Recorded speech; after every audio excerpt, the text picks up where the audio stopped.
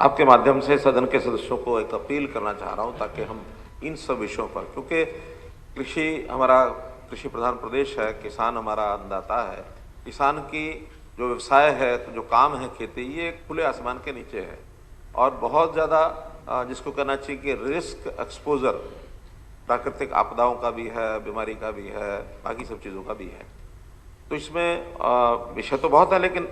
केवल कंपनसेशन के नाते पहले तो सरकारें ही कंपनसेशन दिया करती थी, लेकिन प्रधानमंत्री ने जब से फसल बीमा योजना शुरू की है,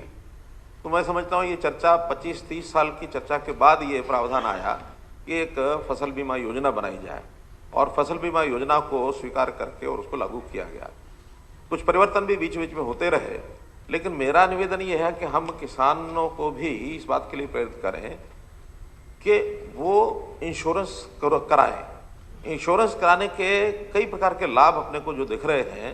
कि एक तो कंपनियों का अपना एक सिस्टम है, उसमें कोई अदल बदल करना होगा, कमी होगी तो ध्यान कराया जा सकता है, ये कमी इसको ठीक किया जाए। दूसरा, कंपटीशन में कंपनियां भी कई आती हैं, उनका अपना अपना रेट रहता है, उस कंपनियों में रेट में भी आते हैं। उस रेट का ज़्यादातर हिस्सा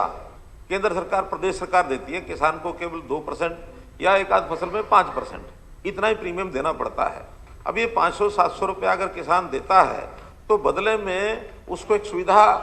मिल जाती है कि उसका प्रीमियम, उसका नुकसान होने के बाद राशि, कंपनसेशन का जो रेट है वो मैं समझता हूँ 18,000 रुपये से लेकर 34-35,000 रुपये एकड़ तक है। सरकार की सीमा है अपनी, सरकार ने 12,000 से 15,000 किया इस बार,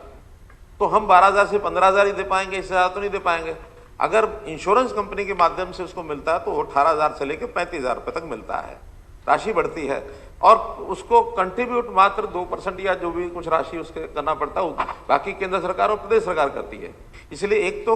यानी प्रधानमंत्री फसल बीमा योजना की ओर प्रेरित करना चाहिए हमको, किसान समाज को। ये कोई बाधा वो नहीं है, कंपल्शन नहीं है कि उसको कराना ही है, क्योंकि पहले लोनी किसान के लिए बैंक करते थे और बैंक को क्योंकि अपने पैसे की चिंता होती थी, भी नुकसान हो जाएगा तो मेरा पैसा कहाँ से आएगा, वो ना डूबे, इसलिए लोनी किसान से लिया जाता था। हमारे या किसानों के विरोध के कारण से उसको छूट दे दी गई भी, वो कराए या ना कराए। लेकिन मेरा कहना है कि इसमें प्रेरित करना चाहिए किसानों को कि प्रधानमंत्री फसल बीमा योजना के अंतर्गत वो बीमा कराए, एक विषय।